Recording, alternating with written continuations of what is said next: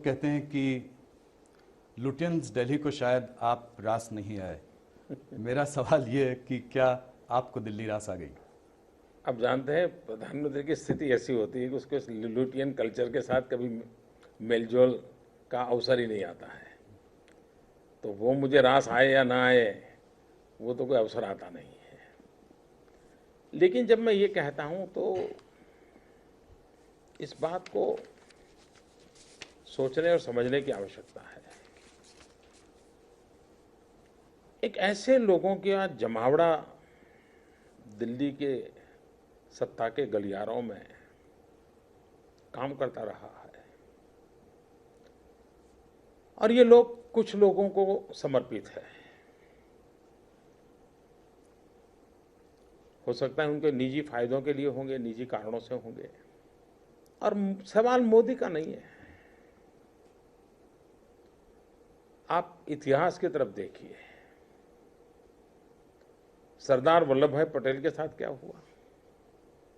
यही जमात सरदार को एक गांव का सामान्य बुद्धि क्षमता वाला व्यक्ति के रूप में ही पेश करता रहा। मुरारजी भाई के साथ क्या हुआ।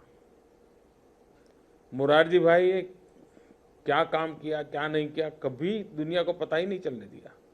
वो क्या पीते थे इसी की चर्चा करते रहे। देवेगौड़ा जी का क्या हुआ। एक किसान का बेटा प्रधानमंत्री बना था,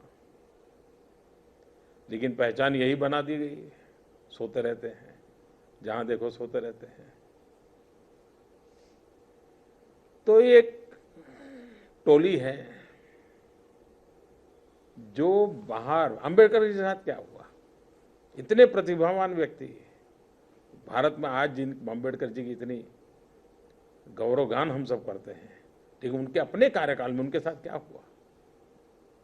मजाक उड़ाई जाती थी। चौधरी चरण सिंह के साथ क्या हुआ, उनकी मजाक उड़ाई जाती थी। तो मेरी एक मजाक उड़ाई जाती है, मुझे बड़ा भला बुरा कहा जाता है, मुझे बहुत आश्चर्य नहीं होता है। क्योंकि ये कुछ ठेकेदार हैं जो कुछ लोगों को समर्पित हैं। वे शायद इस देश की जड़ों से जुड़े हुए इंसानों को कभी स्वीकार नहीं करेंगे। और इसलिए मैंने भी ऐसी जमात को एड्रेस करने में अपना टाइम खराब नहीं करता। 125 करोड़ देशवासी, उनके सुख दुख ही मेरे लिए इतना बड़ा काम है कि मैं अगर इस लुटियन दुनिया में न भी जुड़ा तो कुछ कमी नहीं रहेगी। तो अच्छा ही है कि मैं देश के 125 करोड़, देश के गरीब, देश का गांव, जैसा मेरा बैकग्राउंड है, मैं उन्हीं के बीच जीता रहूं, उन्हीं के बीच जुड़ा रहूं, और उससे मैं देश का जितना भला कर पाऊंगा करता रहूंगा।